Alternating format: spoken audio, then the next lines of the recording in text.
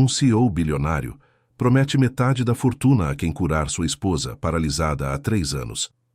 Diante de médicos renomados, um menino pobre da limpeza diz que pode fazer o impossível. Humilhado por todos, ele impõe as mãos, e a mulher se levanta, milagrosamente. Se esta história te interessou, não se esqueça de se inscrever no nosso canal e diga-nos de que cidade você nos está vendo. Continuamos. A noite de inverno em São Paulo carregava aquele frio úmido que penetra nos ossos, mas dentro do edifício corporativo da Almeida Pharma, no coração da Avenida Paulista, o ambiente estava aquecido pela expectativa e pelo luxo ostensivo. Lustres de cristal iluminavam o amplo salão no 32º andar, onde dezenas de especialistas, vindos de todos os cantos do mundo, se acomodavam em poltronas de couro italiano. Garçons circulavam discretamente servindo vinhos franceses e canapés sofisticados, enquanto um murmúrio elegante preenchia o espaço. Ricardo Almeida observava tudo daquele palco improvisado, as mãos firmes segurando as laterais do púlpito de madeira nobre. Aos 53 anos, ele era a personificação do poder corporativo brasileiro. Cabelos grisalhos perfeitamente cortados, terno sob medida da mais cara alfaiataria da rua Oscar Freire, anel de ouro maciço no dedo anelar e um relógio suíço que custava mais que um apartamento inteiro em bairros distantes daquela região central. Seus olhos escuros percorriam a plateia com a mesma intensidade com que analisava balanços financeiros e estratégias de mercado. Mas naquela noite, Ricardo Almeida não estava ali como empresário. Estava ali como marido desesperado. Ao lado do palco, em uma cadeira de rodas revestida com almofadas ortopédicas importadas, Beatriz Almeida permanecia imóvel. Seus 48 anos pareciam congelados no tempo desde aquela tarde terrível de 3 anos atrás, quando um acidente a deixara paralisada da cintura para baixo. O vestido azul marinho que usava era elegante, mas não conseguia esconder a fragilidade do corpo que já não respondia aos comandos da própria dona. Beatriz mantinha o olhar fixo no colo, onde suas mãos pálidas repousavam entrelaçadas, como se estivessem presas ali por um peso invisível.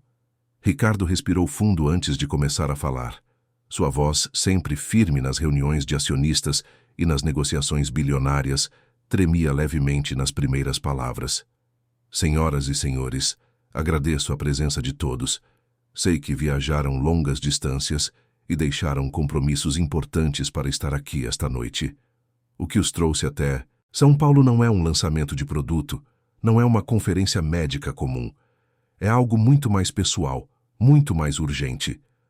Ele fez uma pausa e todos os olhos se voltaram para Beatriz.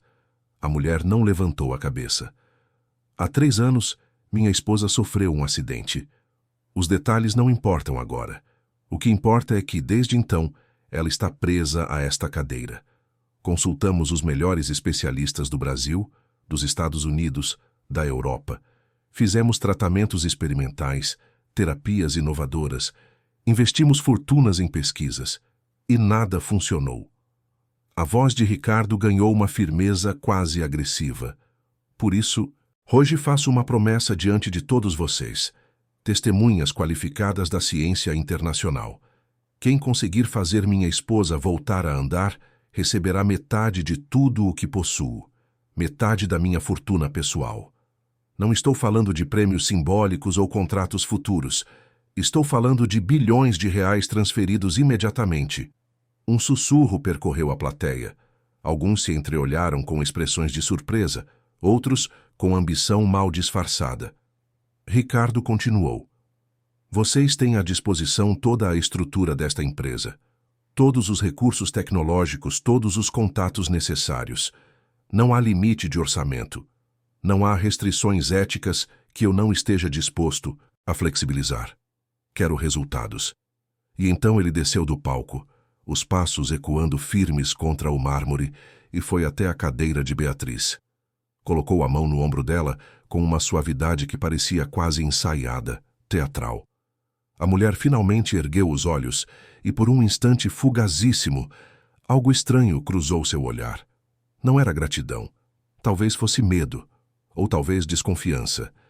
Mas Ricardo já havia se afastado, cumprimentando os primeiros especialistas que se aproximavam com propostas e teorias. O salão transformou-se rapidamente em um espetáculo de egos inflados e promessas grandiosas. Um neurocirurgião alemão, de sobrenome impronunciável e currículo impecável, falava em técnicas revolucionárias de estimulação medular. Uma pesquisadora japonesa especializada em células-tronco garantia que poderia regenerar os tecidos nervosos danificados em questão de meses. Um grupo de cientistas norte-americanos apresentava slides holográficos sobre nanotecnologia aplicada à reabilitação neural. E no canto mais distante do salão, um trio vestido com roupas esvoaçantes e cheias de símbolos místicos insistia que a cura verdadeira viria através de energias cósmicas e alinhamento espiritual. Beatriz observava tudo com uma expressão vazia. Já havia passado por tantas promessas vazias, tantos tratamentos dolorosos e inúteis, que aquela noite parecia apenas mais um capítulo da mesma história de frustração. Enquanto os especialistas disputavam a atenção de Ricardo e apresentavam suas credenciais como se estivessem em um leilão de vaidades, alguém muito diferente observava a cena de um ângulo que ninguém prestava atenção. Lucas tinha apenas 11 anos, mas seus olhos castanhos carregavam uma profundidade que não condizia com a pouca idade.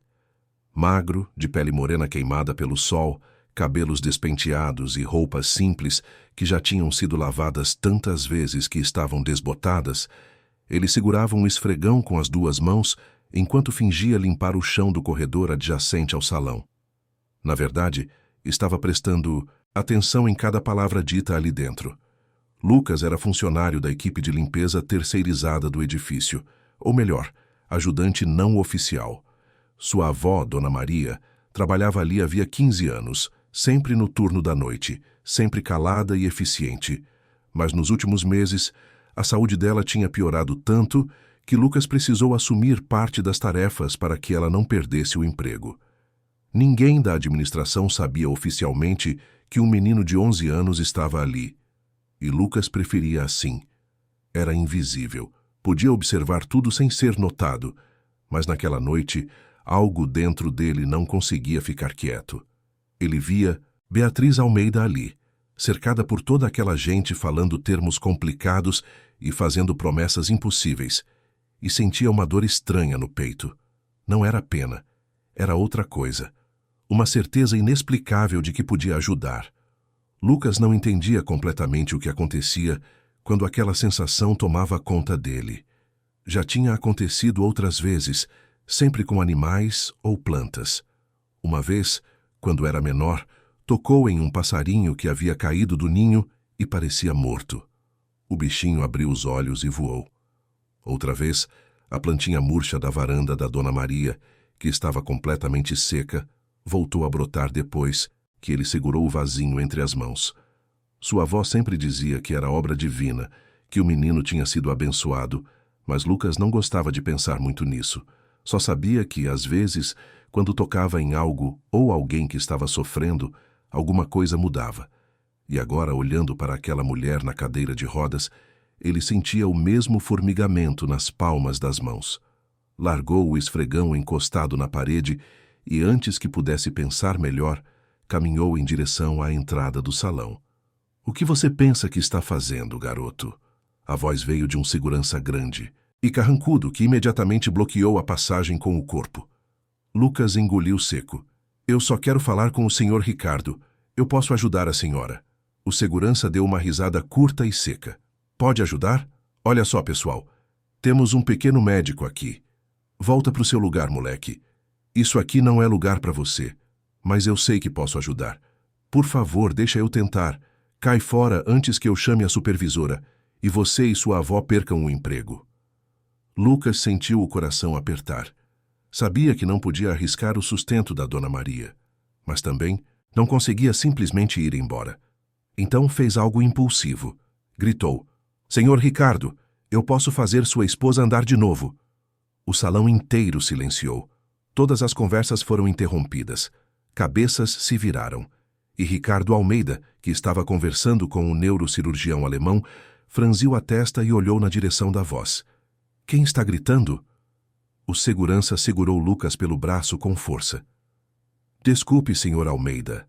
É só um garoto da limpeza. Já vou tirar ele daqui. Espera.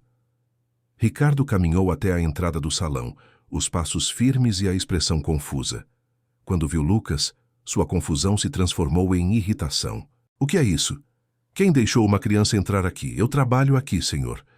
Ou melhor, ajudo minha avó. Ela está doente e eu vim no lugar dela.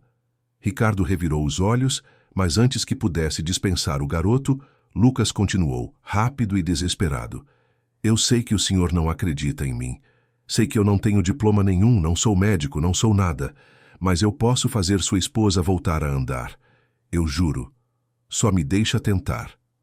Um dos cientistas norte-americanos deu uma gargalhada alta. Isso é ridículo. Uma criança com delírios messiânicos. Outro especialista, um homem careca e arrogante, cruzou os braços. Senhor Almeida, francamente, isso é um desrespeito com nosso tempo e nossa expertise. Mande esse moleque embora. Mas Ricardo ficou parado, analisando Lucas com um olhar penetrante. Não era compaixão. Era curiosidade mórbida. Talvez até um traço de crueldade. Ele sabia que permitir aquilo seria humilhar o garoto diante de todos, mas também sabia que seria um bom entretenimento para quebrar a tensão pomposa do evento. Tudo bem. Deixa o garoto tentar. Um murmúrio de surpresa atravessou a plateia. Ricardo, você não está falando sério, está? A voz era de Beatriz, e foi a primeira vez que ela falou a noite toda. Havia algo de protetor no tom dela, como se quisesse poupar o menino da humilhação iminente. Estou sim. Afinal, fiz uma promessa. Qualquer um que conseguir te fazer andar, recebe a recompensa. Não especifiquei idade, diplomas ou métodos. Então vamos ver o que esse menino pode fazer. Ele fez um gesto largo, teatral, apontando para Beatriz. Vá em frente, garoto. Mostre seu milagre. Lucas sentiu todas as dezenas de olhares sobre ele. Alguns eram de escárnio, outros de pena, alguns de franca hostilidade. Mas ele ignorou todos e caminhou devagar até a cadeira de rodas. Beatriz olhou para ele, e seus olhos se encheram de lágrimas contidas. Ela sabia o que estava prestes a acontecer. O garoto tentaria algo, falharia, e seria massacrado por todos ali. Mas havia algo naquele menino, na seriedade com que ele se aproximava, que a fez ficar em silêncio. Lucas ajoelhou-se na frente dela.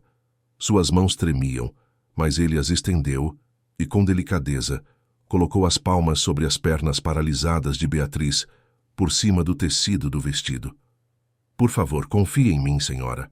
Beatriz não respondeu, apenas fechou os olhos, e então algo aconteceu.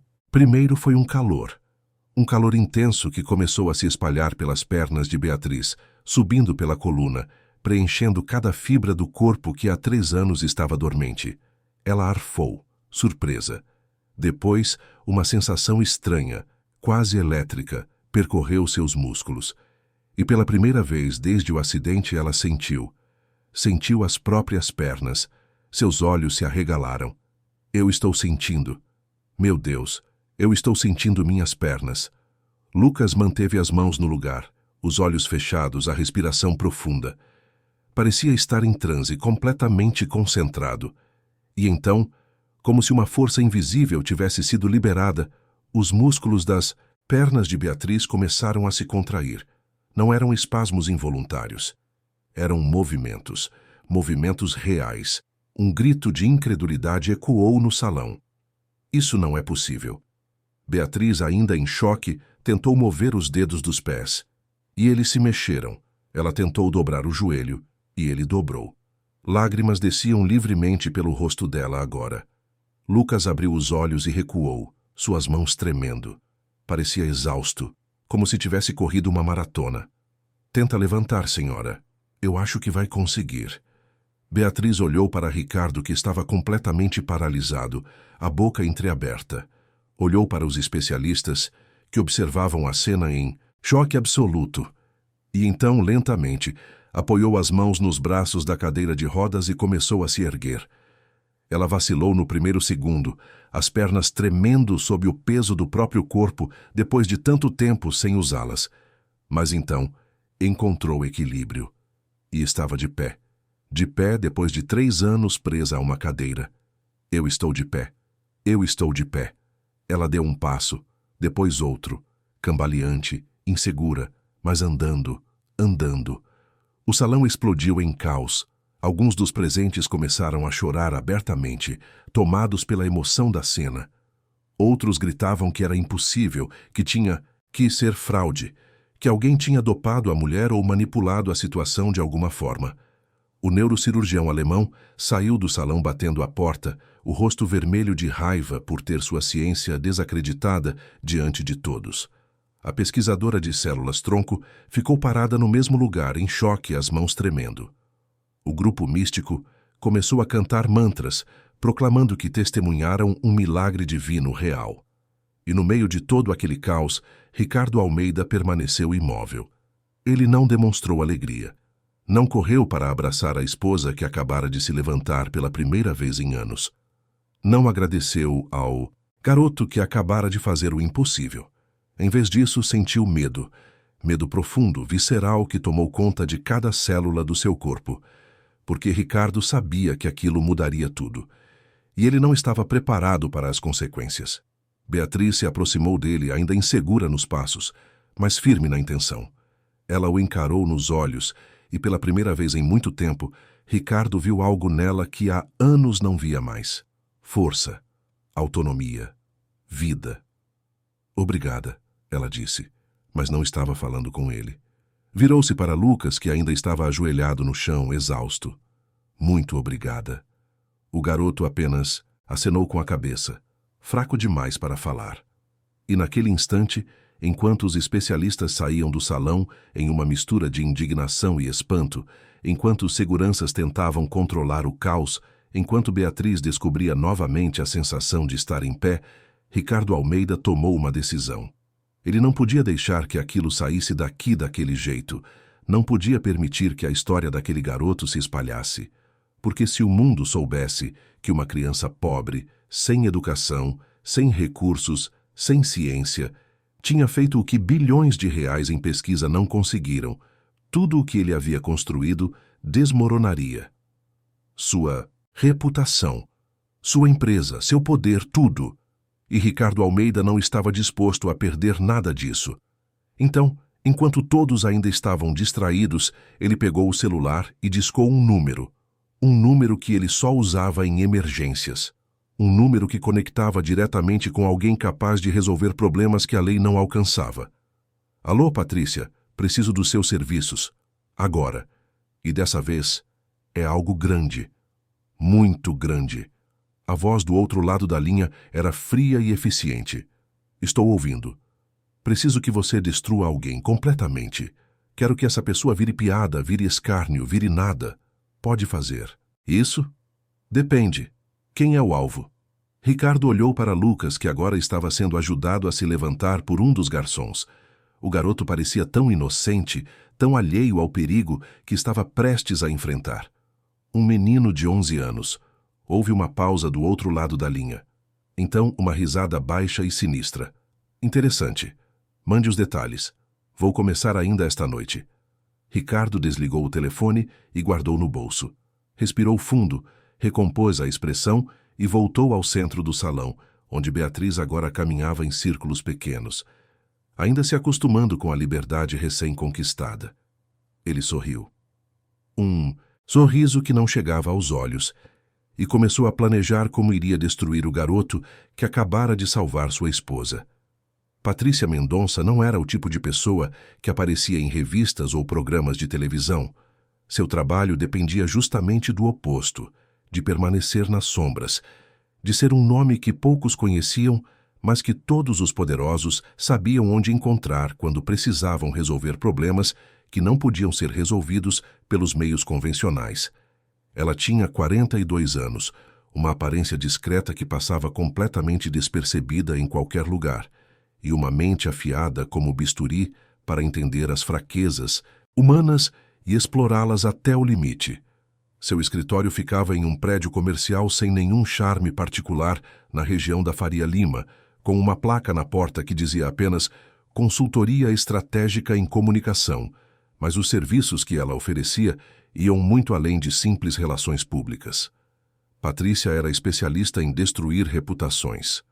Quando o telefone tocou naquela noite de inverno, ela já estava trabalhando em outro caso, ajudando um político a encobrir um escândalo de desvio de verba pública através de uma campanha meticulosamente planejada de distração midiática e descrédito das testemunhas. Mas quando viu o nome de Ricardo Almeida na tela do celular, largou tudo imediatamente. Ricardo era cliente antigo, pagava muito bem e nunca pedia nada pequeno. A conversa foi breve e direta. Ricardo explicou a situação em poucas palavras, sem entrar em detalhes emocionais ou justificativas morais. Um garoto de 11 anos havia realizado algo impossível na frente de dezenas de testemunhas importantes, e isso não podia virar notícia positiva. Precisava ser enterrado, ridicularizado, transformado em piada antes que ganhasse tração como história inspiradora. Patrícia escutou em silêncio, fazendo anotações mentais, e quando Ricardo terminou de falar, ela já tinha um plano completo formado na cabeça. Interessante, foi tudo o que disse antes de desligar. E então começou a trabalhar. A primeira coisa que Patrícia fez foi reunir sua equipe. 3 pessoas de confiança absoluta, cada uma especialista em uma área específica da manipulação digital e midiática. Cláudio era o hacker, capaz de criar perfis falsos em redes sociais que pareciam completamente reais e de plantar informações em fóruns e sites obscuros que eventualmente seriam descobertos por jornalistas em busca de furos. Amanda era a produtora de conteúdo, responsável por criar vídeos, memes e textos que se espalhavam como fogo em mato seco pelas redes sociais. E Fernando era o articulador, o homem que conhecia jornalistas, influenciadores, blogueiros e personalidades da internet dispostos a divulgar qualquer coisa pelo preço certo. Eles se reuniram na madrugada ainda, em uma sala sem janelas no escritório de Patrícia, com apenas a luz azulada dos computadores iluminando os rostos concentrados. Patrícia distribuiu as tarefas com a precisão de um general planejando uma batalha. Quero que até o final do dia de amanhã esse menino seja uma piada nacional. Não pode sobrar nada da credibilidade dele. Vamos começar plantando dúvidas, depois vamos para o ataque direto, entendido? Todos assentiram. Cláudio começou, criando perfis falsos em redes sociais. Dezenas deles, cada um com histórias inventadas, fotos roubadas de pessoas reais e conexões aparentemente legítimas. Alguns se passavam por médicos que estavam no evento e alegavam ter visto o garoto drogando a mulher antes da suposta cura. Outros eram perfis de moradores da comunidade onde Lucas vivia, inventando histórias sobre o menino estar envolvido com charlatães e falsos profetas que enganavam pessoas desesperadas. As postagens começaram a aparecer de forma dispersa, calculada, como se fossem relatos espontâneos de pessoas indignadas. Amanda, por sua vez, criou vídeos editados de forma inteligente. Pegou imagens do evento, que haviam sido discretamente filmadas por convidados, e montou uma narrativa completamente diferente da realidade. Em um dos vídeos, ela colocou uma narração sugerindo que tudo não passava de uma encenação teatral contratada pelo próprio Ricardo Almeida para ganhar publicidade para sua empresa. Em outro, usou efeitos de slow motion e zoom para fazer parecer que Lucas estava usando algum tipo de dispositivo escondido nas mãos. Os vídeos eram profissionais o suficiente para parecerem incríveis, mas amadores o suficiente para parecerem feitos por cidadãos comuns preocupados com a verdade. Fernando acionou seus contatos. Ligou para 3 jornalistas de portais de notícias sensacionalistas que ele sabia que publicariam qualquer coisa pelo dinheiro certo e pela promessa de cliques. Mandou mensagens para influenciadores digitais com milhões de seguidores, oferecendo valores generosos para que fizessem vídeos debochando da história do menino milagreiro. E plantou a semente em podcasts de teorias da conspiração, onde apresentadores sempre famintos por conteúdo polêmico abraçariam a narrativa com entusiasmo. Em menos de 24 horas, a máquina de destruição estava funcionando a todo vapor. As primeiras matérias começaram a aparecer na manhã seguinte. Portal Verdade. Agora publicou uma reportagem com o título Garoto charlatão engana empresário. Milionário com truque de mágica. O texto estava recheado de declarações anônimas de supostas testemunhas que afirmavam ter visto Lucas ensaiando o golpe dias antes. Nenhuma das fontes existia de fato, mas o portal tinha aprendido há muito tempo que checagem de fatos era opcional quando o assunto rendia muitos acessos. Às 10 da manhã, 3 influenciadores diferentes já tinham postado vídeos sobre o caso. Um deles, um comediante com 5 milhões de seguidores, fez um esquete satírico, onde um menino vestido com roupas esfarrapadas fingia curar pessoas enquanto pedia dinheiro. O vídeo teve 500 mil de visualizações nas primeiras 2 horas. Ao meio-dia, a história já estava nos Trending Topics do Twitter. As pessoas se dividiam entre aquelas que acreditavam ter sido um milagre real e aquelas que tinham certeza de que era fraude. Mas o volume de contas falsas criadas por Cláudio era tão grande que a narrativa da fraude dominava completamente a conversa. Memes começaram a circular. Piadas cruéis sobre o garoto viraram moeda corrente. E o nome de Lucas, que até então era completamente desconhecido, virou sinônimo de estelionatário infantil. Enquanto tudo isso acontecia no mundo virtual, Lucas estava em casa, completamente alheio à tempestade que se formava ao seu redor. A casa onde ele morava com Dona Maria ficava em uma viela estreita de um bairro periférico da zona sul de São Paulo, longe dos arranha-céus e do luxo da Avenida Paulista. Era uma construção simples de 2 cômodos, com paredes de tijolos aparentes que nunca foram rebocadas, teto de eternite que esquentava demais no verão e não isolava o frio no inverno, e um chão de cimento queimado e irregular que a Dona Maria varria 3 vezes por dia para manter limpo. Não havia internet em casa, não havia televisão a cabo, não havia sequer um celular moderno. A única conexão com o mundo exterior era um rádio velho que tocava músicas sertanejas e notícias locais. Lucas estava sentado na beira da cama onde sua avó descansava, segurando a mão dela entre as suas. Dona Maria havia piorado muito nos últimos dias. A tosse que antes era ocasional agora era constante, raspando fundo no peito como se algo estivesse arranhando por dentro. Ela emagrecia a cada semana, o rosto ficando cada vez mais cavado, os olhos fundos e cansados. Lucas sabia que ela estava muito doente, mesmo que a avó insistisse que era só uma gripe forte que logo passaria. Ele não era bobo. Via o sangue manchando o lenço quando ela tossia. Via a dor que ela tentava esconder quando se movia. Sabia que era algo grave. Vó, a senhora precisa ir no médico. Por favor, eu posso pedir um dinheiro emprestado para alguém, a gente consegue pagar o ônibus até o posto de saúde. Dona Maria sorriu, uma expressão cansada, mas cheia de amor. Sua mão enrugada e fria apertou os dedos do neto com a pouca força que ainda tinha. Não precisa, meu filho, isso passa. Deus vai cuidar da vovó, pode deixar. E você também, né? Meu menino abençoado. Lucas sentiu os olhos arderem, mas não chorou. Homem não chora, era o que os meninos da rua sempre diziam. Mesmo com 11 anos, ele já tinha aprendido a engolir as lágrimas e fingir que estava tudo bem. Tentei ajudar aquela senhora ontem, vó. A que tá na cadeira de rodas. Eu coloquei a mão nas pernas dela e ela levantou. Andou de novo. Foi igual àquela vez do passarinho. Dona Maria abriu um sorriso ainda maior, os olhos brilhando com um orgulho profundo. Eu sei, meu anjo, eu sei que você tem um dom especial. Deus te escolheu para ser instrumento dele.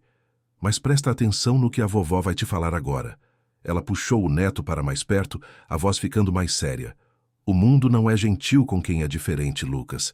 As pessoas têm medo do que não entendem e quando têm medo ficam raivosas. Você precisa tomar cuidado, e ouviu bem? Não sai por aí contando para todo mundo o que você consegue fazer.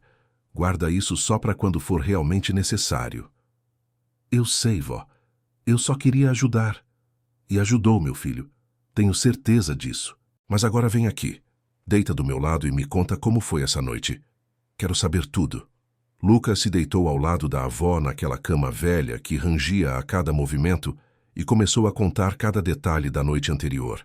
Falou do salão luxuoso, dos cientistas importantes, do jeito como todos o olharam com desprezo, até que ele tocou nas pernas da mulher. Falou da sensação estranha que sentiu, como se uma energia quente passasse pelas palmas das mãos e entrasse no corpo dela.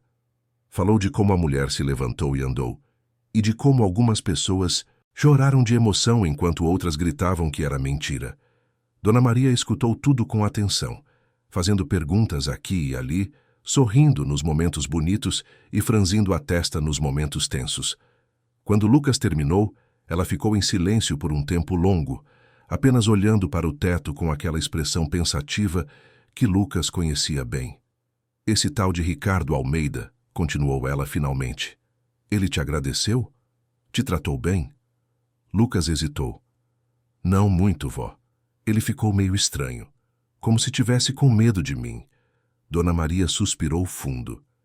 É porque ele tem medo mesmo, meu filho. Gente muito rica costuma ter medo de perder o que tem. E você, sem querer, mostrou que existe algo no mundo que o dinheiro dele não pode comprar. Isso assusta gente como ele. Lucas não entendeu completamente o que a avó quis dizer, mas guardou as palavras na memória de qualquer forma. Ficou ali deitado ao lado dela, até que Dona Maria adormecesse, a respiração difícil e ruidosa ecoando no silêncio do quartinho. Enquanto isso, do outro lado da cidade, dentro da mansão dos Almeida, em um condomínio fechado dos Jardins, Beatriz estava vivendo a experiência mais estranha de sua vida. Ela havia acordado naquela manhã podendo andar, podendo sentir as próprias pernas, podendo fazer coisas simples que 3 anos atrás eram automáticas e que ela passou a considerar milagres impossíveis. Caminhou até o banheiro sem ajuda pela primeira vez em anos. Olhou-se no espelho de pé, sem precisar ser carregada ou empurrada em uma cadeira. Tomou banho sozinha, sentindo a água quente escorrer pelo corpo inteiro, incluindo as partes que haviam virado uma zona morta e insensível por tanto tempo. Vestiu-se sozinha, sem precisar pedir ajuda à enfermeira particular que a acompanhava desde o acidente. Desceu as escadas sozinha, pisando em cada degrau com uma mistura de medo e euforia. E quando chegou à cozinha, encontrou a empregada preparando o café da manhã e simplesmente desabou em choro. A empregada, Neuza, uma senhora de 60 anos que trabalhava para a família Almeida havia mais de 2 décadas, largou tudo e correu para abraçar Beatriz chorando junto com ela. Meu Deus do céu, dona Bia, a senhora está andando. É um milagre. É um milagre de verdade. Elas ficaram ali abraçadas por longos minutos, 2 mulheres que haviam compartilhado tanta coisa ao longo dos anos, chorando lágrimas de alegria e alívio. Quando finalmente se separaram, Beatriz enxugou o rosto com as costas da mão e sentou-se à mesa da cozinha, algo que não fazia desde o acidente. Geralmente, tomava café da manhã em uma mesinha especial, adaptada para a cadeira de rodas, mas agora podia sentar-se em uma cadeira normal como uma pessoa normal. Onde está o Ricardo? Perguntou olhando ao redor. Neuza serviu o café com leite e colocou o pão de queijo ainda quente na frente da patroa. O senhor Ricardo saiu cedinho. Disse que tinha uma reunião importante na empresa. Mas deixou recado que voltaria para o almoço. Beatriz assentiu, mas algo naquela informação a incomodou. Ricardo não tinha ido dormir na noite anterior. Depois do evento, ele alegou que precisava resolver pendências relacionadas aos contratos com os especialistas que haviam comparecido e trancou-se no escritório da mansão. Beatriz, exausta e ainda processando tudo o que havia acontecido, acabou dormindo sozinha no quarto adaptado, onde havia passado as últimas centenas de noites. Mas agora, à luz do dia, ela começava a pensar em detalhes que na hora não tinha percebido. Ricardo não havia comemorado sua recuperação. Não a havia abraçado com alegria. Não havia chorado de emoção ao vê-la de pé. Na verdade, ele mal tinha olhado para ela depois que o garoto fez o que fez. Estava distraído, tenso, como se aquilo fosse um problema e não um milagre. Beatriz bebericou o café lentamente, pensativa. Conhecia o marido havia 25 anos. Era casada com ele havia 22. Conhecia suas manias, seus silêncios, suas expressões e sabia quando ele estava escondendo alguma coisa. Resolveu fazer um teste. Pegou o celular, o mesmo celular que usava para se comunicar com amigas e familiares, e abriu o navegador. Digitou seu próprio nome na busca, curiosa para ver se alguém havia noticiado sua recuperação milagrosa. O que encontrou a deixou gelada. As primeiras páginas de resultado estavam cheias de matérias sensacionalistas, questionando a autenticidade do evento. Títulos agressivos e acusatórios saltavam da tela. Vídeos com milhões de visualizações debochando da história. Memes cruéis sobre o garoto e uma enxurrada de comentários cheios de ódio, chamando Lucas de tudo que era nome feio. Beatriz sentiu o estômago revirar. Aquele menino, que havia feito por ela o que nenhum médico no mundo conseguiu, estava sendo destruído publicamente. E, de alguma forma, ela sabia que Ricardo estava envolvido nisso. Terminou o café da manhã sem apetite, o gosto amargo na boca não vindo da bebida, mas da descoberta que estava fazendo. Subiu de volta para o quarto, sentindo as pernas tremerem, não de fraqueza física, mas de raiva e decepção. Sentou-se na beira da cama e ficou olhando para as próprias mãos, as mesmas mãos que haviam ficado paradas no colo por 3 anos. E então, pela primeira vez em muito tempo, Beatriz permitiu-se questionar tudo sobre sua vida, sobre seu casamento, sobre o acidente, sobre os 3 anos que passou presa em uma cadeira, enquanto Ricardo seguia com sua vida como se nada tivesse mudado. Ela nunca tinha investigado os detalhes do acidente. Tinha sido tão traumático, tão repentino, que simplesmente aceitou a versão oficial, a versão que Ricardo havia lhe contado. Uma falha mecânica no carro. Azar. Destino. Mas agora, com a mente mais clara e o corpo finalmente livre, ela começava a se perguntar se havia mais nessa história do que lhe haviam contado. Levantou-se da cama e caminhou até o closet, um cômodo enorme cheio de roupas caras que não usava mais desde que ficara paralisada. No fundo, em uma caixa de sapatos empoeirada, ela guardava documentos antigos, coisas que havia jogado ali nos primeiros meses após o acidente e nunca mais mexeu. Agora começou a revirar aquela caixa com as mãos trêmulas. Encontrou fotos antigas, cartas, recibos, e então, no fundo da caixa, encontrou algo que a fez parar de respirar. Era um envelope pardo, lacrado, com seu nome escrito à mão. Ela não se lembrava de ter guardado aquilo ali. Abriu com cuidado, os dedos tremendo, e de dentro tirou documentos, laudos médicos do acidente, relatórios técnicos do carro e uma carta, escrita à mão, assinada por alguém que ela não conhecia. Beatriz leu a carta uma vez. Depois, leu de novo, e a cada leitura sentia o mundo desmoronar um pouco mais ao seu redor. A carta era de um mecânico que havia trabalhado na análise do carro acidentado. Nela, o homem dizia que as falhas mecânicas não eram naturais, que havia indícios de sabotagem e que ele havia sido pressionado a omitir essas informações do laudo oficial. Ele dizia que não podia provar nada, mas que sua consciência não o deixava em paz e, por isso, estava deixando aquela carta como testemunho. As mãos de Beatriz tremiam tanto que ela quase deixou o papel cair. Seu coração batia descompassado. A respiração vinha em golfadas curtas e rápidas. Aquilo não podia ser verdade. Não podia. Mas no fundo, em um lugar escuro e assustador da sua mente, uma voz sussurrava que sim, que podia ser verdade. Que talvez houvesse muita coisa que ela não sabia sobre o próprio marido, sobre a própria vida. Guardou os documentos de volta na caixa e empurrou tudo para o fundo do closet novamente. Não estava pronta para lidar com aquilo ainda. Primeiro precisava entender o que estava acontecendo com o garoto. Depois lidaria com os fantasmas do passado. Desceu as escadas novamente e encontrou Neuza limpando a sala. Neuza, você tem o endereço da equipe de limpeza que trabalha no prédio da empresa? A empregada pareceu surpresa com a pergunta. Tenho sim, dona Bia. Está no caderno de contatos da casa. Por quê? Preciso encontrar alguém. Uma pessoa que trabalha lá. É importante. Neuza não fez mais perguntas. Buscou o caderno, encontrou o número da empresa terceirizada e entregou para Beatriz. A mulher agradeceu e foi até o escritório da casa, fechou a porta e ligou. A conversa foi breve. Beatriz se identificou, pediu informações sobre uma funcionária chamada Maria e um garoto chamado Lucas, que às vezes a ajudava. A atendente hesitou, alegando questões de privacidade, mas quando Beatriz explicou que era a mulher que havia sido ajudada pelo menino e que só queria agradecê-lo pessoalmente, a atendente cedeu e passou um endereço. Beatriz anotou tudo com cuidado. Depois vestiu um casaco, pegou a bolsa e saiu de casa. Pediu para o motorista levá-la até aquele endereço. O homem, surpreso de vê-la andando, obedeceu sem questionar. O trajeto durou quase 1 hora, atravessando São Paulo de ponta a ponta, da riqueza dos jardins até a simplicidade da periferia, da Zona Sul.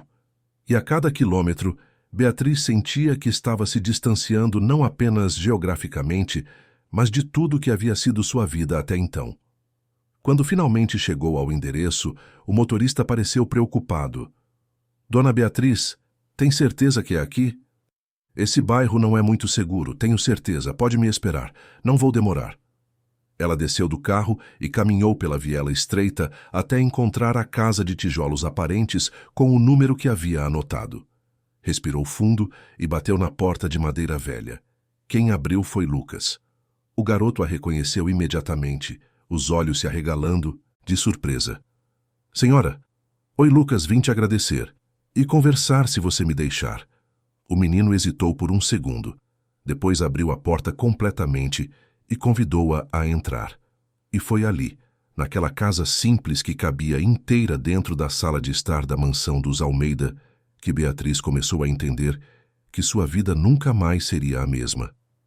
A casa era ainda mais simples do que Beatriz havia imaginado quando o motorista a deixou na frente daquela viela. Do lado de fora, já era possível ver que se tratava de uma construção precária, mas por dentro, a realidade da pobreza era ainda mais marcante. As paredes de tijolos aparentes estavam descascadas em alguns pontos. Manchas de umidade formavam desenhos irregulares perto do teto, e o chão de cimento tinha rachaduras profundas que alguém havia tentado consertar com massa corrida improvisada. Havia apenas 2 cômodos separados por uma cortina de tecido fino e desbotado que um dia deve ter tido alguma cor alegre, mas agora era apenas um bege acinzentado. Um cômodo servia como quarto e sala ao mesmo tempo, com uma cama estreita encostada na parede, uma mesinha de plástico com 2 cadeiras velhas e uma prateleira, improvisada com tábuas e tijolos, onde ficavam alguns poucos livros, panelas e mantimentos. O outro cômodo era uma cozinha minúscula, com um fogão de 2 bocas, uma pia rachada e um pequeno armário de madeira carcomida pelos cupins. Beatriz sentiu um aperto no peito ao entrar ali. Não era pena. Era algo mais profundo e mais doloroso. Era culpa, vergonha, consciência aguda da desigualdade brutal que separava sua vida da vida daquele menino. Enquanto ela havia passado 3 anos se lamentando, em uma mansão com 15 quartos, piscina aquecida, cinema particular e uma equipe de funcionários atendendo cada capricho seu, aquele garoto que tinha um dom inexplicável e um coração generoso, vivia em condições que a maioria das pessoas consideraria indignas. Lucas a guiou até uma das cadeiras velhas e ofereceu água em um copo de vidro que tinha um pequeno lasca na borda. Beatriz aceitou e bebeu, mais para fazer o menino se sentir confortável do que por sede. Depois, ficaram ali sentados um de frente para o outro, separados por aquela mesinha de plástico que balançava porque uma das pernas estava torta. Obrigada por me receber, Lucas. Sei que deve estar confuso com tudo que está acontecendo. O menino deu de ombros, uma expressão madura demais para a idade. A senhora não precisa me agradecer. Eu só fiz o que senti que devia fazer. Não sei explicar direito, mas quando eu vi a senhora ali na cadeira, eu soube que podia ajudar. E tinha que ajudar. Beatriz sentiu os olhos marejarem. Aquela simplicidade, aquela bondade pura e sem cálculo, era algo que ela não via há muito tempo em seu círculo social. As pessoas com quem convivia, incluindo o próprio marido, eram movidas por interesses, estratégias, jogos de poder. Mas aquele menino só queria ajudar. Simplesmente isso. Você deve ter visto as notícias, as coisas que estão falando sobre você na internet. Estão dizendo coisas horríveis, inventando mentiras. Lucas baixou os olhos, os dedos tamborilando nervosamente na mesa. A gente não tem internet aqui. E não vejo muito televisão também, só ouço o rádio às vezes. Mas hoje de manhã, quando fui comprar pão na padaria, o dono me olhou de um jeito estranho. Disse que eu era famoso, que tinha gente falando de mim no celular dele. Mostrou uns vídeos. Tinha gente rindo de mim, me chamando de mentiroso, dizendo que eu droguei a senhora ou que tudo foi armado. Ele ergueu os olhos de novo, e Beatriz viu lágrimas contidas ali. Eu não fiz nada disso, senhora. Eu juro. Eu nunca ia fazer mal para ninguém. Eu só queria ajudar. Eu sei, Lucas. Eu sei que você não fez nada de errado. Pelo contrário, você me devolveu algo que eu achei que tinha perdido para sempre. Eu não sei como você fez isso. Não sei o que aconteceu quando você tocou nas minhas pernas, mas foi real. Eu estou andando. Estou sentindo. Estou viva de novo. Ela estendeu a mão sobre a mesa e segurou a mão pequena e calejada do garoto. E eu vim aqui porque preciso te dizer uma coisa. Eu acho que tudo isso que está acontecendo, todas essas mentiras, não é coincidência. Eu acho que alguém está por trás disso. Alguém poderoso que tem interesse em destruir sua reputação antes que sua história vire algo inspirador. Lucas franziu a testa, confuso. Mas por quê? Quem ia querer fazer isso? Beatriz hesitou. Dizer em voz alta o que estava pensando seria admitir algo terrível sobre o próprio marido. Mas ela precisava ser honesta, pelo menos com aquele menino que havia sido tão honesto com ela. Eu acho que pode ser meu marido, Ricardo Almeida. Ele é um homem muito rico e muito poderoso e tem medo de qualquer coisa que possa abalar a posição dele. Quando você me curou na frente de todos aqueles especialistas, você provou que existe algo no mundo que o dinheiro e a ciência dele não podem controlar. E isso o assustou. Assustou muito, mas ele devia estar feliz. A senhora é a esposa dele. Ele devia querer que a senhora ficasse bem. Beatriz sorriu com tristeza. Eu também pensei isso, Lucas. Pensei isso durante 3 anos. Mas agora estou começando a perceber que talvez eu não conheça meu marido tão bem quanto achava que conhecia. Naquele momento, ouviram uma tosse rouca vindo do outro cômodo, atrás da cortina. Lucas se levantou imediatamente, o rosto ficando preocupado. É minha avó. Ela está muito doente. Com licença, senhora. Ele desapareceu atrás da cortina e Beatriz ouviu vozes baixas conversando. Depois de alguns minutos, Lucas voltou com uma expressão ainda mais pesada. A senhora quer conhecer minha avó? Ela que me criou depois que meus pais faleceram em um acidente quando eu era bebê. É a pessoa mais importante do mundo. Para mim. Beatriz assentiu e seguiu o menino. Do outro lado da cortina, em uma cama que ocupava quase todo o espaço disponível, estava deitada uma senhora muito magra e visivelmente debilitada. Dona Maria devia ter uns 70 anos, mas parecia muito mais velha. Os cabelos brancos estavam soltos sobre o travesseiro velho, o rosto estava pálido e suado, os olhos fundos, mas ainda brilhantes, com alguma centelha de vida. Ela sorriu quando viu Beatriz, um sorriso fraco, mas genuíno. Então a senhora é a mulher que meu neto ajudou. Que bênção conhecer a senhora. Desculpa não poder me levantar. Para cumprimentar direito. Beatriz se aproximou da cama e, sem pensar 2 vezes, segurou a mão fria e trêmula da senhora. Por favor, não se preocupe com isso. É uma honra conhecer a senhora, Dona Maria. Seu neto é uma pessoa extraordinária. A senhora deve ter muito orgulho dele. Tenho, sim, ele é meu tesouro, meu menino de ouro. Dona Maria soltou uma tosse comprida e dolorosa, o corpo todo se contraindo com o esforço. Quando a tosse passou, ela limpou a boca com um lenço que já tinha várias manchas escuras de sangue. Beatriz sentiu o coração apertar. A senhora está recebendo tratamento. Está sendo acompanhada por algum médico. Dona Maria deu um risinho fraco. Médico é coisa cara, minha filha. A gente tá na fila do posto de saúde há meses, mas nunca chama. E particular eu não posso pagar, não. É isso mesmo. Deus sabe o que faz. Beatriz olhou para Lucas, que estava parado ao lado da cama com os olhos brilhando de lágrimas contidas, e tomou uma decisão imediata. Dona Maria, eu vou providenciar um médico particular para a senhora. O melhor que eu conseguir encontrar. E vou pagar todos os exames, todos os tratamentos necessários. É o mínimo que posso fazer depois do que seu neto fez por mim. Lucas e Dona Maria se entreolharam, surpresos. Não, senhora, a gente não pode aceitar isso. É caridade demais. Não é caridade, é gratidão. E eu não aceito não como resposta. Vou voltar amanhã com um médico. Pode deixar tudo comigo. Beatriz passou mais uma hora conversando com eles. Dona Maria, apesar da fraqueza, era uma contadora de histórias natural. Falou sobre como criou Lucas sozinha, depois que os pais do menino se foram. Sobre os anos trabalhando como faxineira em prédios comerciais para sustentar os dois. Sobre os pequenos milagres que o neto fazia desde criança. Falou com tanto amor e tanto orgulho que Beatriz sentiu inveja. Ela não tinha filhos, nunca teve. E agora, aos 48 anos e finalmente podendo andar de novo, começava a se perguntar se ainda havia tempo para construir algo parecido com aquela relação que via ali. Quando saiu da casa e voltou para o carro, o motorista perguntou para onde deveriam ir. Beatriz olhou pela janela, vendo a vida simples daquela comunidade ao redor, tão diferente e tão distante do mundo em que ela vivia, e respondeu, com firmeza, para casa. Mas antes pare em uma farmácia. Vou comprar alguns remédios. Passou na farmácia, comprou uma sacola cheia de medicamentos para gripe, dor e febre e pediu para o motorista voltar até a casa de Lucas para entregar.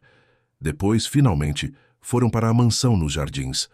Quando chegou em casa, era quase hora do almoço. Ricardo já estava lá, sentado à mesa da varanda, mexendo no celular com a expressão concentrada. Quando viu Beatriz chegando, guardou o telefone rapidamente e abriu um sorriso que não alcançou os olhos. Bia, onde você estava? Eu cheguei e você não estava aqui. Neuza disse que você saiu e não avisou para onde ia. Beatriz se sentou à mesa, analisando cada detalhe da expressão do marido. Aquele rosto que ela conhecia tão bem, aqueles olhos que um dia a fizeram sentir-se amada, agora pareciam os olhos de um estranho. Fui fazer uma visita. Conhecer a família do garoto que me ajudou ontem. A expressão de Ricardo mudou sutilmente. A mandíbula ficou tensa. Os olhos se estreitaram quase imperceptivelmente, mas ele manteve o tom de voz casual. O garoto? Aquele da limpeza? Por que você foi lá? Porque queria agradecer.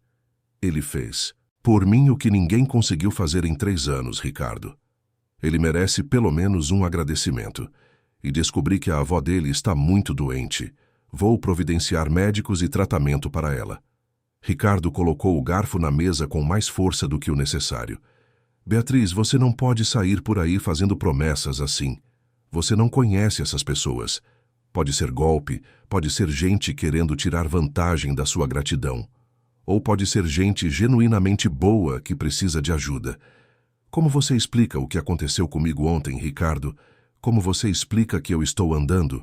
Que eu voltei a sentir minhas pernas depois de 3 anos? Não sei. Pode ter sido uma remissão espontânea, pode ter sido efeito psicológico, pode ter sido coincidência. Não significa que o garoto tenha algum poder especial. Beatriz se inclinou para a frente, a voz ficando mais fria. Então, por que tem gente espalhando mentiras sobre ele na internet? Porque tem vídeos, matérias, posts, dizendo que foi tudo fraude. Quem se importaria tanto em destruir um menino de 11 anos? Ricardo pegou o celular de novo, fingindo olhar algo importante. Não sei, Bia. O mundo é cheio de gente maldosa. Sempre tem alguém querendo tumultuar as coisas. Mas você não está tumultuando nada, né, Ricardo? Você não contrataria alguém para fazer isso, contrataria? O silêncio que se seguiu foi pesado como chumbo. Ricardo não respondeu imediatamente, e aquela hesitação disse mais do que 1000 palavras diriam. Quando finalmente falou, sua voz estava fria e defensiva. Eu não sei do que você está falando. E acho melhor você parar de fazer acusações sem fundamento. Beatriz se levantou da mesa, as pernas tremendo não de fraqueza, mas de raiva contida. Sabe, Ricardo, durante 3 anos eu fiquei presa naquela cadeira de rodas, completamente dependente de você, dos enfermeiros, dos funcionários. E durante todo esse tempo, você foi um marido presente, cuidadoso, atencioso, ou pelo menos era o que eu achava. Mas agora que eu posso andar de novo, agora que eu tenho autonomia de novo, estou começando a ver coisas que antes eu não via, ou que não queria ver. Ela começou a se afastar, mas Ricardo chamou. Beatriz, espera, vem cá, vamos conversar direito. Mas ela não voltou. Subiu as escadas, cada passo firme e determinado, e foi direto para o closet. Pegou a caixa de sapatos empoeirada do fundo, tirou o envelope pardo com os documentos sobre o acidente e desceu de volta. Ricardo ainda estava na varanda, agora de pé, claramente incomodado. Beatriz jogou o envelope na mesa, os papéis se espalhando. O que é isso? Ele pegou os documentos e começou a ler. Beatriz observou seu rosto ir ficando pálido à medida que ele entendia o que estava ali. Onde você conseguiu isso? Estavam guardados. Há anos. Eu tinha esquecido. Mas encontrei hoje. E agora quero respostas, Ricardo. Respostas verdadeiras. O que realmente aconteceu no dia do meu acidente? Ricardo largou os papéis na mesa como se eles estivessem queimando suas mãos. Isso é lixo. Teorias conspiratórias de um mecânico maluco que queria dinheiro. Não significa nada. Então por que você está tão nervoso? Por que você está suando? Por que não consegue me olhar nos olhos?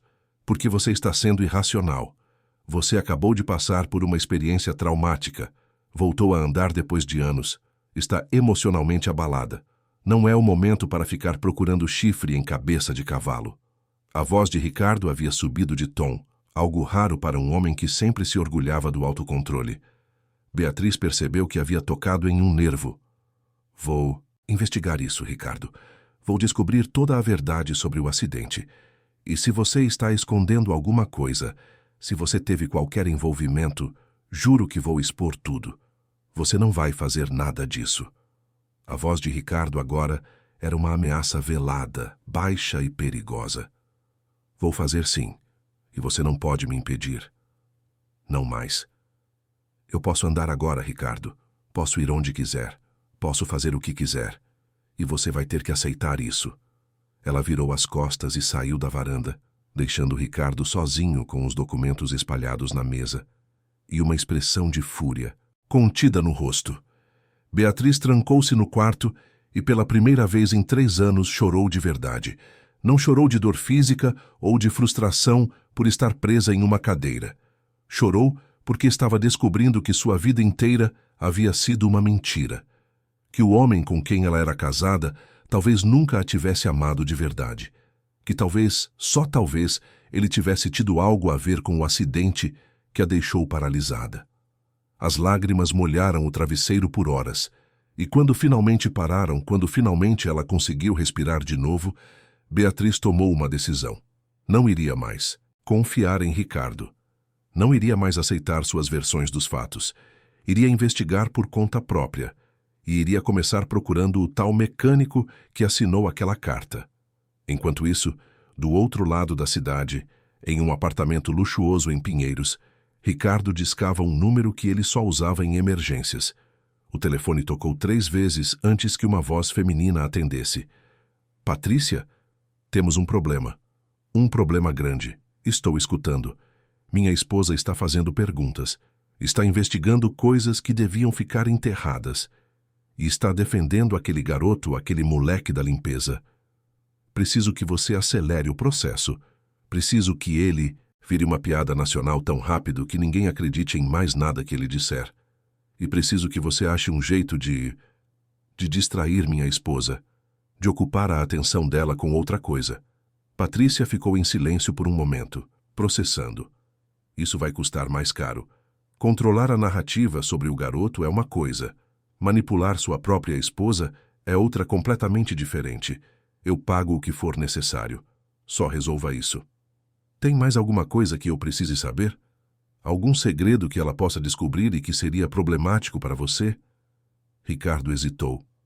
Depois, com a voz mais baixa, quase um sussurro, ele disse: Tem. Tem sim. Mas não posso falar sobre isso por telefone. Vamos marcar um encontro pessoal. Amanhã. No escritório. Pode ser. Mas, Ricardo, seja honesto comigo. Quanto dano essa mulher pode causar se ela descobrir tudo? Ricardo olhou pela janela do escritório, vendo a cidade de São Paulo se estendendo infinitamente em todas as direções, milhões de vidas entrelaçadas em segredos e mentiras. Pode destruir tudo, absolutamente tudo. E desligou o telefone. Naquela mesma noite, em outro ponto da cidade, dentro de um prédio antigo na região central, uma mulher estava sentada em um sofá de veludo vermelho desgastado, assistindo televisão e comendo sorvete direto da embalagem. Ela tinha 39 anos, cabelos longos e escuros e um rosto que tinha alguma semelhança com o de Beatriz, mas com traços mais duros, mais marcados. Era Helena, irmã mais nova de Beatriz, a filha rebelde da família que nunca tinha se dado bem com a irmã mais velha. O celular dela tocou. Era uma mensagem de Ricardo. Precisamos conversar. Amanhã. Não diga nada para sua irmã. Helena sorriu. Um sorriso que não tinha nada de inocente ou afetuoso. Era o sorriso de alguém que sabia que estava no centro de algo perigoso e que gostava disso. Digitou a resposta. Ok. Mesma hora, mesmo lugar? A resposta veio quase instantânea. Sim. Helena jogou o celular no sofá ao lado e voltou para o sorvete. Mas a cabeça dela estava longe dali. Estava pensando em Beatriz, na irmã perfeita que sempre teve tudo o que ela nunca teve. A irmã bonita, a irmã que casou bem, a irmã que vivia em uma mansão enquanto ela mal conseguia pagar o aluguel do apartamento simples no centro. A irmã que, mesmo presa em uma cadeira de rodas, ainda conseguia ter mais do que ela. Durante 3 anos, Helena tinha visitado a irmã apenas 2 ou 3 vezes, sempre por insistência da mãe delas. E em cada visita fingia preocupação e carinho, mas por dentro sentia um prazer secreto e culposo vendo Beatriz naquela situação. Ver a irmã perfeita e imperfeita, vulnerável, dependente, tinha algo de satisfatório, algo de justo. E agora, sabendo que Beatriz estava andando de novo, Helena sentia uma mistura de emoções contraditórias. Parte dela ficava feliz pela irmã, porque no fundo, muito no fundo, ainda havia algum amor ali. Mas a parte maior, a parte sombria que ela escondia de todo mundo, ficava furiosa. Porque significava que Beatriz voltaria a ser perfeita, voltaria a ter tudo. Mas Helena tinha um segredo que, se fosse revelado, destruiria completamente Beatriz. E ela guardava esse segredo como se fosse um tesouro, esperando o momento certo para usá-lo. Aquele momento estava chegando. Ela terminou o sorvete, jogou a embalagem no lixo e foi para o quarto. Deitou-se na cama e ficou olhando para o teto, pensando em tudo o que poderia acontecer nos próximos dias. E pela primeira vez em muito tempo, Helena se sentiu importante, poderosa, no controle. Porque ela sabia algo que ninguém mais sabia. Ela sabia a verdade sobre o acidente de Beatriz. Ela sabia sobre o relacionamento dela com Ricardo. E ela sabia que, quando tudo viesse à tona, seria ela quem estaria de pé enquanto a irmã perfeita desmoronaria. Fechou os olhos e sorriu no escuro. O jogo estava apenas começando. As semanas que se seguiram foram como uma tempestade se formando no horizonte, lenta, mas inevitável. São Paulo continuava seu ritmo frenético, milhões de pessoas acordando cedo, pegando ônibus e metrôs lotados, trabalhando, voltando para casa, dormindo e recomeçando tudo no dia seguinte. Mas para algumas pessoas aquelas semanas foram tudo menos rotineiras. Para Lucas, a vida havia se tornado um pesadelo surreal. A campanha de difamação orquestrada por Patrícia Mendonça funcionou com uma eficiência assustadora. O garoto que havia realizado algo inexplicável e maravilhoso virou piada nacional. Memes cruéis circulavam sem parar nas redes sociais. Programas humorísticos de televisão faziam esquetes satirizando a história. Influenciadores digitais com milhões de seguidores criavam conteúdo zombando dele. E o pior de tudo era que a narrativa havia se cristalizado de tal forma que qualquer tentativa de defesa era imediatamente descartada como mais uma parte do golpe.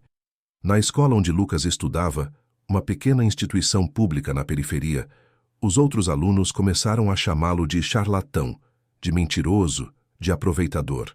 Professores que antes o tratavam com carinho, agora o olhavam com desconfiança. Na rua, vizinhos que conheciam ele desde bebê desviavam o olhar quando passavam. E no prédio onde Dona Maria trabalhava, a supervisora a chamou para uma conversa difícil. Disseram que, devido às circunstâncias, seria melhor que ela tirasse uma licença temporária. Não era demissão, alegaram. Apenas uma pausa até que as coisas se acalmassem. Mas todos sabiam que era uma forma educada de dizer que não queriam mais associação com a família. Dona Maria, que já estava muito fraca pela doença, piorou rapidamente. A falta de tratamento adequado, combinada com o estresse emocional de ver o neto sendo destruído publicamente, fez com que seu corpo finalmente cedesse. Numa manhã fria de julho, ela simplesmente não acordou. Lucas a encontrou ainda na cama, o rosto sereno e finalmente livre de dor, as mãos frias, cruzadas sobre o peito. Ele não gritou. Não chorou imediatamente. Apenas sentou-se ao lado da cama e segurou aquelas mãos frias, sentindo como se o chão tivesse desaparecido sob seus pés. Beatriz soube da notícia no dia seguinte, quando foi visitar Lucas e encontrou vizinhos ajudando com os preparativos do velório. Ela entrou naquela casa simples e viu o menino sentado em um canto, o rosto sem expressão, os olhos vermelhos, mas secos. Aproximou-se dele e, sem dizer nada, o abraçou.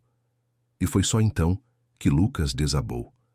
Chorou como não tinha chorado em anos, soluçando contra o ombro daquela mulher que mal conhecia, mas que se tornara a única pessoa que ainda acreditava nele. Eu não consegui salvar ela, sussurrou Lucas entre soluços. Eu salvei a senhora, mas não consegui salvar minha própria avó. Por quê? Por que eu não consegui? Beatriz segurou o rosto do menino entre as mãos, forçando-o a olhar nos olhos dela. Lucas, escuta o que eu vou te dizer. Às vezes as pessoas não podem ser salvas. Às vezes é simplesmente a hora delas de partir. Mas sua avó morreu sabendo que você é especial, sabendo que você tem um dom maravilhoso e sabendo que você a amava mais que tudo no mundo. Isso é mais do que muita gente consegue ter na vida. Lucas enxugou as lágrimas com as costas da mão, mas elas continuavam caindo. E agora? O que eu vou fazer agora? Eu não tenho mais ninguém. Você tem a mim. Eu vou cuidar de você. Prometo. E Beatriz cumpriu a promessa. Ela bancou o funeral de Dona Maria, um velório simples, mas digno em uma capela pequena do bairro. Poucas pessoas compareceram, porque a maior parte dos vizinhos estava com medo de ser associada ao garoto charlatão, mas Beatriz ficou lá o tempo todo, ao lado de Lucas, dando ao menino o suporte que ele precisava para atravessar aquele momento mais difícil de sua vida. Enquanto isso, a investigação particular de Beatriz sobre o próprio acidente avançava lentamente, mas de forma consistente. Ela havia contratado um detetive particular, um ex-policial chamado Arnaldo, que tinha uma reputação sólida de discrição e eficiência. Arnaldo começou rastreando o mecânico que havia escrito a carta, mas descobriu que o homem havia sido subornado anos atrás para sair de São Paulo e nunca mais falar sobre o assunto. Demorou semanas, mas finalmente Arnaldo o localizou em uma cidade do interior de Minas Gerais, morando sob nome falso e trabalhando em um posto de gasolina. O mecânico, um senhor de 60 anos chamado José, relutou em falar no início. Tinha medo de represálias, medo de que os mesmos homens que o haviam ameaçado anos atrás voltassem para silenciá-lo definitivamente. Mas quando Arnaldo explicou que Beatriz estava disposta a protegê-lo legalmente e financeiramente, e que aquilo poderia ser a chance dele finalmente limpar a consciência, José cedeu. A história que ele contou foi devastadora. 3 anos atrás, José trabalhava em uma oficina mecânica especializada em carros importados em São Paulo. O carro de Beatriz, uma Mercedes conversível, que Ricardo havia dado de presente no aniversário dela, foi levado para a manutenção rotineira uma semana antes do acidente. José foi o mecânico responsável pela revisão. Tudo estava normal. O carro estava em perfeitas condições.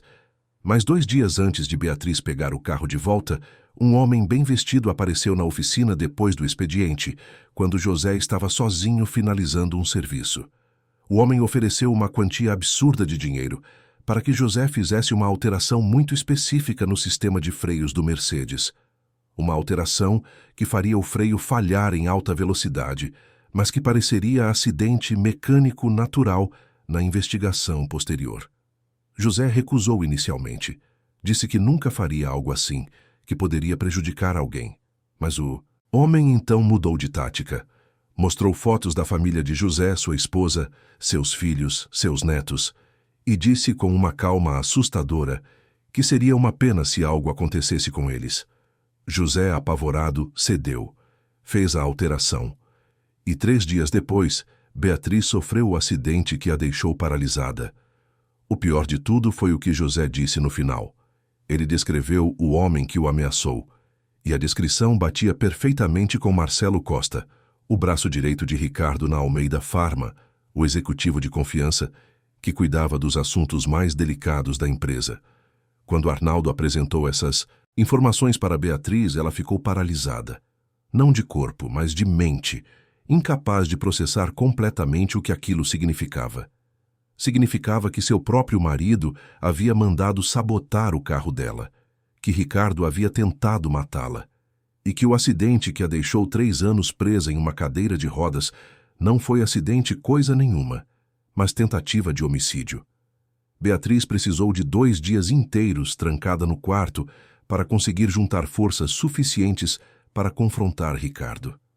Quando finalmente desceu para o escritório dele na mansão, estava com o relatório completo do detetive em mãos, incluindo o depoimento gravado de José e documentos bancários mostrando transferências suspeitas de contas ligadas a Ricardo para contas de José na época do acidente. Ricardo estava sentado atrás da escrivaninha de mogno maciço, mexendo no computador com a expressão concentrada habitual. Quando viu Beatriz entrar e fechar a porta atrás de si, percebeu pelo olhar dela que algo estava muito errado. "Preciso que você me explique isso", disse Beatriz, jogando o relatório sobre a mesa. Ricardo pegou os papéis e começou a ler. Beatriz observou seu rosto passar por várias expressões diferentes: surpresa, preocupação, medo e, finalmente, resignação. "Onde você conseguiu isso? Não importa. Onde eu consegui? Importa se é verdade. Você mandou Marcelo subornar um mecânico para sabotar meu carro? Você tentou me matar, Ricardo?" O silêncio que se seguiu foi a confirmação que Beatriz não queria, mas esperava. Ricardo soltou os papéis na mesa e passou as mãos pelo rosto, um gesto de cansaço extremo. "Não foi para te matar. Nunca foi a intenção te matar. Era só para ser um acidente pequeno, um susto, algo que te deixasse em casa por um tempo." Beatriz sentiu as pernas fraquejarem e precisou se apoiar na cadeira ao lado. "Um acidente pequeno? Ricardo, eu fiquei 3 anos paralisada. 3 anos sem conseguir andar, sem conseguir sentir minhas próprias pernas. E você está dizendo que não era para ser assim? Eu não sabia que ia ficar tão grave. O idiota do mecânico exagerou, fez algo errado. Não era para ter acontecido daquele jeito. E por que, Ricardo? Por que você fez isso?" Ricardo se levantou da cadeira, caminhando até a janela do escritório. Ficou ali parado, de costas para ela, olhando para o jardim imenso da mansão. "Porque você estava descobrindo coisas que não devia. Estava fazendo perguntas, investigando movimentações financeiras da empresa. Você sempre foi esperta demais, Beatriz. Sempre prestou atenção em tudo. E estava começando a descobrir sobre as irregularidades, sobre o dinheiro desviado, sobre os esquemas. Que esquemas? Superfaturamento de medicamentos, sabotagem de pesquisas que poderiam criar remédios baratos e eficientes, acordos ilegais com fornecedores, corrupção de fiscais da Anvisa. Tudo o que eu fiz para construir esse império, Beatriz. Tudo o que eu precisei fazer para nos dar essa vida de luxo, essa mansão, essas viagens, tudo. Beatriz sentiu náusea subindo pela garganta. E você achou que me colocar em uma cadeira de rodas resolveria o problema? Que eu pararia de ser uma ameaça se estivesse paralisada? Funcionou por 3 anos, não funcionou? Você ficou tão focada na própria recuperação, tão dependente, tão vulnerável, que parou de prestar atenção em tudo o mais, e eu pude seguir tocando os negócios sem preocupação. Beatriz começou a rir. Uma risada amarga, sem humor algum. Você é um monstro de verdade. E eu fui idiota de não ter visto isso antes. Ricardo se virou para ela, e pela primeira vez Beatriz viu algo parecido com remorso em seus olhos. Eu nunca quis te machucar de verdade, Bia. Eu te amei.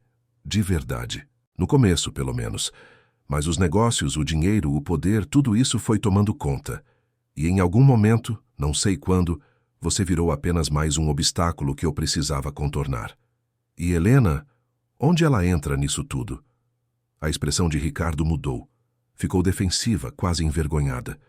O que tem a Helena? Não me trata como idiota, Ricardo. Eu sei que tem algo entre vocês. Eu sei que você está encontrando com minha irmã. Tenho provas, fotos, mensagens. Ricardo fechou os olhos, derrotado. Começou há 5 anos. Ela veio pedir ajuda financeira, estava com dívidas. Eu ajudei. E uma coisa levou a outra. Nunca foi sério, Beatriz, era só algo físico, não significava nada. Não significava nada? Você traiu sua esposa com a irmã dela e diz que não significava nada? E ela sabia? Helena sabia sobre o acidente, sobre o que você fez? Ricardo não respondeu, mas o silêncio foi resposta suficiente. Meu Deus, ela sabia. Minha própria irmã sabia que você tentou me matar e não disse nada. Continuou se encontrando com você. Continuou traindo comigo, sabendo de tudo. Beatriz precisou se sentar. O peso de todas aquelas revelações estava esmagando.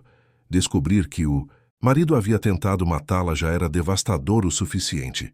Descobrir que a própria irmã estava envolvida com ele e sabia de tudo era além do que ela conseguia processar. Enquanto isso, do outro lado da cidade, no escritório discreto de Patrícia Mendonça, outra reunião estava acontecendo. Patrícia havia chamado Ricardo com urgência, dizendo que havia desenvolvimentos novos e preocupantes no caso. Quando Ricardo chegou, encontrou Patrícia com uma expressão grave. Temos um problema sério. Alguém está investigando o acidente da sua esposa. Um detetive particular. E ele encontrou o mecânico. Ricardo sentiu o sangue gelar nas veias. Como... Você sabe disso? Porque eu tenho contatos em todo lugar, Ricardo. É para isso que você me paga. E eu soube que o mecânico já deu depoimento completo para o detetive. Com gravação. Com tudo. Ricardo se sentou pesadamente na cadeira, o rosto ficando pálido. O que eu faço? Você tem 2 opções. Ou você confessa tudo antes que seja exposto, controla a narrativa, tenta minimizar os danos. Ou você nega tudo, diz que é armação e usa todo o seu poder e dinheiro para destruir a credibilidade do mecânico e do detetive. E qual você recomenda? Patrícia ficou em silêncio, por um longo momento, estudando Ricardo com aqueles olhos frios e calculistas. Eu recomendo que você enfrente as consequências dos seus atos, porque eu não trabalho mais para você. Não depois de descobrir que você tentou matar a própria esposa. Eu posso ser muita coisa, Ricardo, mas eu tenho limites, e você acabou de ultrapassar todos eles. Ricardo tentou argumentar, tentou oferecer mais dinheiro, tentou ameaçar. Mas Patrícia foi irredutível. Ela havia rompido o contrato unilateralmente. E mais que isso, ela havia entregado para um contato que tinha em um importante jornal investigativo todas as informações que tinha sobre a campanha de difamação contra Lucas, incluindo provas de que Ricardo a havia contratado especificamente para destruir um menino de 11 anos. No dia seguinte, o jornal publicou uma reportagem devastadora. A manchete dizia: Ricardo Almeida ordenou campanha de difamação contra a criança que curou sua esposa. A matéria tinha todos os detalhes, as mensagens trocadas, os pagamentos, os perfis falsos criados, os vídeos editados, tudo. E, ao final, havia também o depoimento do mecânico José sobre a sabotagem do carro de Beatriz. A história explodiu como uma bomba nuclear. Em poucas horas, estava em todos os portais de notícias, em todos os programas de TV, em todas as redes sociais. O país inteiro parou para acompanhar o escândalo. Ricardo Almeida, o poderoso empresário farmacêutico, havia tentado matar a própria esposa e depois ordenou a destruição da reputação de uma criança inocente que a havia curado. As ações da Almeida Pharma despencaram na bolsa. Acionistas exigiram explicações. O Conselho de Administração convocou uma reunião de emergência. Autoridades abriram investigações criminais. E a opinião pública, que havia massacrado Lucas sem dó, agora se voltava com a mesma fúria contra Ricardo. Lucas, que ainda estava enlutado e perdido depois da perda da avó, acordou com dezenas de mensagens de desculpas. Pessoas que tinham zombado dele agora imploravam perdão. Influenciadores que tinham feito vídeos cruéis apagavam tudo e postavam retratações. Portais de notícia publicavam matérias reconhecendo o erro e pedindo desculpas pela desinformação. Mas para Lucas tudo aquilo vinha tarde demais. Dona Maria tinha partido, e nenhum pedido de desculpas no mundo traria ela de volta. Beatriz, abalada por tudo que havia descoberto, mas ao mesmo tempo fortalecida por finalmente conhecer a verdade, tomou medidas decisivas. Contratou o melhor advogado criminalista de São Paulo, um homem chamado Dr. Henrique Tavares, conhecido por sua integridade inabalável e por nunca ter perdido um caso, que assumiu por acreditar genuinamente na causa. Ela apresentou todas as provas contra Ricardo e pediu que ele fosse levado à justiça. Dr. Henrique analisou tudo meticulosamente e confirmou que havia material suficiente não apenas para um processo criminal contra Ricardo, por tentativa de homicídio, mas também para processos relacionados a crimes corporativos, corrupção e uma série de outras irregularidades. No mesmo dia, Beatriz foi até o apartamento simples de Helena no centro da cidade. Não ligou antes. Não avisou. Simplesmente tocou a campainha e, quando a irmã abriu a porta, entrou sem pedir licença. Helena estava de roupão, os cabelos despenteados, claramente não esperando visitas. Quando viu Beatriz, seu rosto ficou branco. Bia, eu... Não, cortou Beatriz. Você não vai falar nada. Agora você vai me escutar. As duas ficaram ali, de pé na sala pequena e bagunçada do apartamento, e Beatriz disse tudo o que precisava dizer.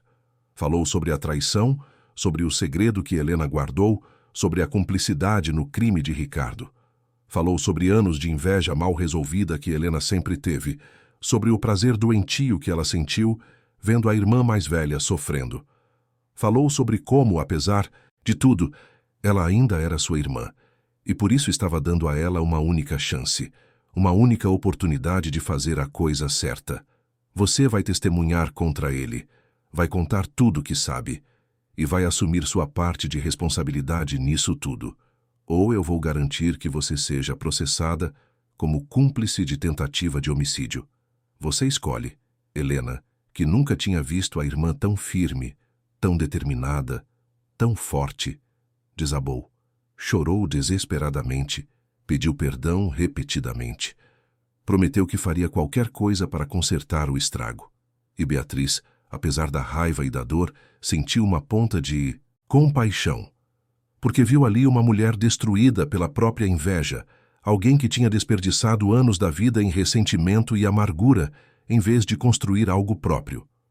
Nos meses seguintes, o processo judicial contra Ricardo avançou rapidamente.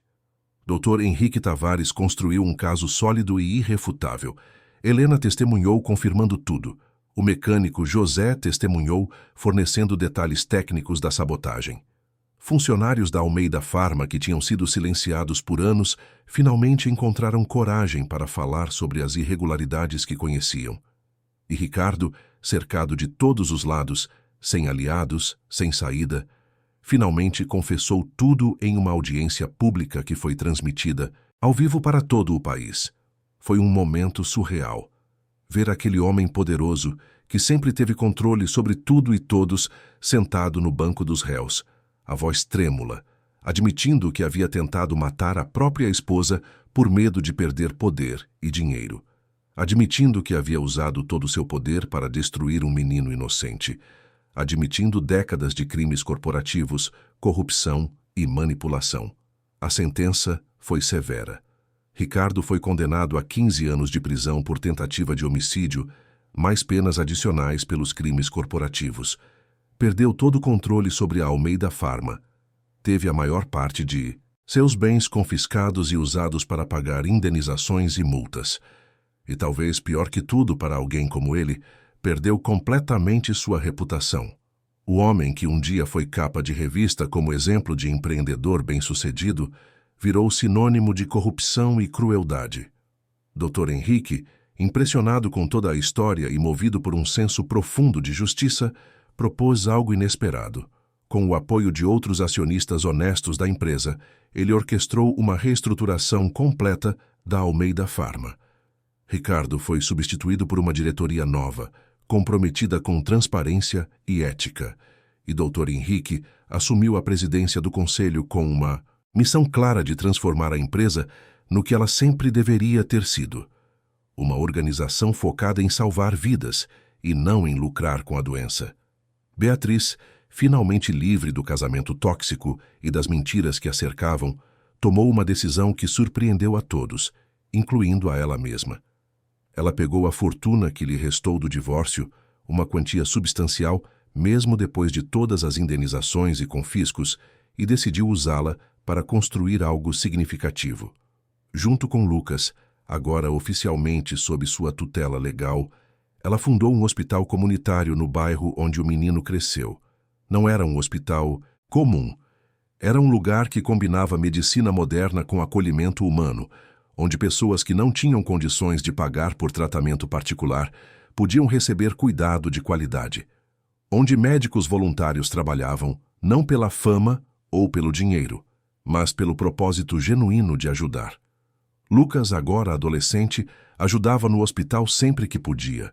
Não fazia mais suas curas inexplicáveis. Aquele dom, ou seja lá o que era, pareceu ter desaparecido depois da perda de Dona Maria, como se tivesse cumprido seu propósito e agora pudesse descansar. Mas Lucas não precisava mais daquele poder para fazer diferença.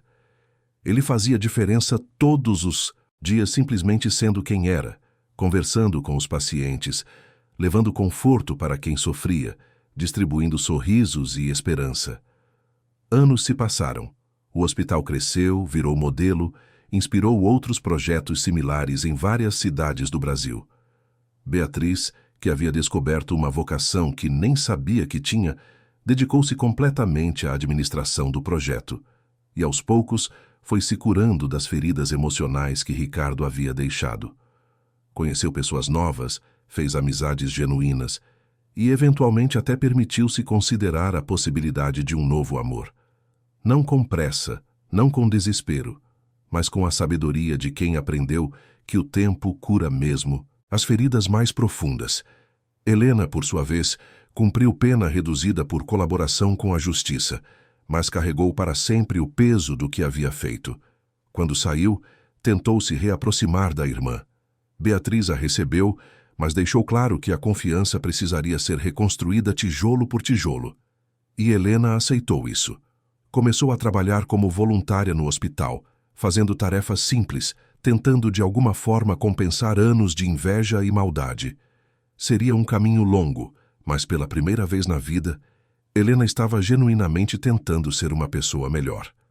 Dr. Henrique transformou a Almeida Pharma em uma das empresas farmacêuticas mais éticas do país. Investiu pesado em pesquisas para medicamentos acessíveis, abriu programas de distribuição gratuita para populações carentes e tornou-se referência em como lucro e responsabilidade social podem andar juntos. E sempre creditou Beatriz e Lucas como inspiração para essa transformação. Ricardo cumpriu sua pena em silêncio. Na prisão, sem poder, sem dinheiro, sem influência, ele teve que finalmente encarar quem realmente era. E foi doloroso, foi devastador, mas foi também necessário. Ele começou a fazer terapia, participou de grupos de reflexão e lentamente, muito lentamente, começou a entender a dimensão do mal que havia causado. Nunca se perdoou completamente, mas aprendeu a viver com o peso de suas escolhas. Quando finalmente foi libertado após cumprir sua pena, Ricardo era um homem completamente diferente. Mais velho, mais cansado, mas de certa forma, mais humano. Ele procurou Beatriz, não para pedir perdão ou para tentar reconquistar algo que nunca deveria ter perdido, mas simplesmente para dizer que ela estava certa, que ela sempre esteve certa, e que ele desperdiçou a chance de ter uma vida real ao lado de uma mulher extraordinária por se perder em ganância e poder. Beatriz o recebeu com educação, mas sem afeto. O perdão, ela disse, não era algo que ela podia dar, mas ela podia oferecer indiferença. E indiferença, ela descobriu, era uma forma de libertação. Ricardo aceitou aquilo como tudo que merecia e se foi. Conseguiu um emprego humilde em uma empresa pequena, longe dos holofotes, e viveu o resto de seus dias tentando ser um homem melhor, sabendo que nunca poderia desfazer o passado, mas podendo pelo menos não repetir os mesmos erros. E Lucas? Lucas cresceu, virou um jovem homem de 20 e poucos anos, formou-se em medicina com bolsa integral em uma universidade federal e voltou para trabalhar no mesmo hospital que ele e Beatriz haviam fundado. Escolheu especialização em medicina paliativa, cuidando de pessoas em seus últimos momentos de vida, trazendo conforto e dignidade onde a cura física já não era mais possível. Porque ele havia aprendido com Dona Maria, e depois com tudo que viveu, que às vezes a maior cura não é fazer o corpo funcionar de novo, mas sim fazer a pessoa se sentir amada e em paz. E um dia, décadas depois de tudo que havia acontecido, quando Lucas já era um médico respeitado, e Beatriz uma senhora de cabelos brancos que continuava ativa, na direção do hospital, uma descoberta inesperada veio à tona. Documentos antigos, esquecidos em arquivos empoeirados de cartórios, revelaram algo surpreendente. Lucas não era apenas um órfão qualquer. Ele era filho de um homem que, décadas antes, havia sido herdeiro da família de Ricardo Almeida, um tio distante que havia renunciado a toda a herança e fortuna para casar-se com uma mulher simples por amor. Esse homem e sua esposa, os pais de Lucas, haviam vivido humildemente e felizes até o acidente que os levou quando Lucas ainda era bebê. A revelação sacudiu a família Almeida. Significava que Lucas tinha, tecnicamente, direito à parte da herança original. Mas quando advogados o procuraram para informá-lo disso, Lucas recusou tudo. Disse que seu pai havia feito a escolha certa ao escolher o amor acima do dinheiro, e que ele seguiria esse mesmo caminho. Sua única riqueza, disse, era o propósito que havia encontrado em servir aos outros. E essa riqueza nenhum dinheiro do mundo poderia comprar. A história de Lucas e Beatriz virou lenda, virou exemplo, virou inspiração para milhares de pessoas que se encontravam perdidas em suas próprias vidas. E o hospital que criaram juntos continuou crescendo, espalhando não apenas tratamento médico, mas algo muito mais precioso: esperança. Porque no final, depois de toda a traição, de toda a dor, de todo o sofrimento, o que prevaleceu não foi a maldade de Ricardo ou a inveja de Helena. O que prevaleceu foi a bondade de Lucas, a força de Beatriz e a lição de que cada travessia, por mais dolorosa que seja, existe para nos levar a algum lugar melhor. E que, às vezes, os milagres não acontecem para nos livrar dos problemas, mas para nos dar força suficiente para atravessá-los e sair transformados do outro lado.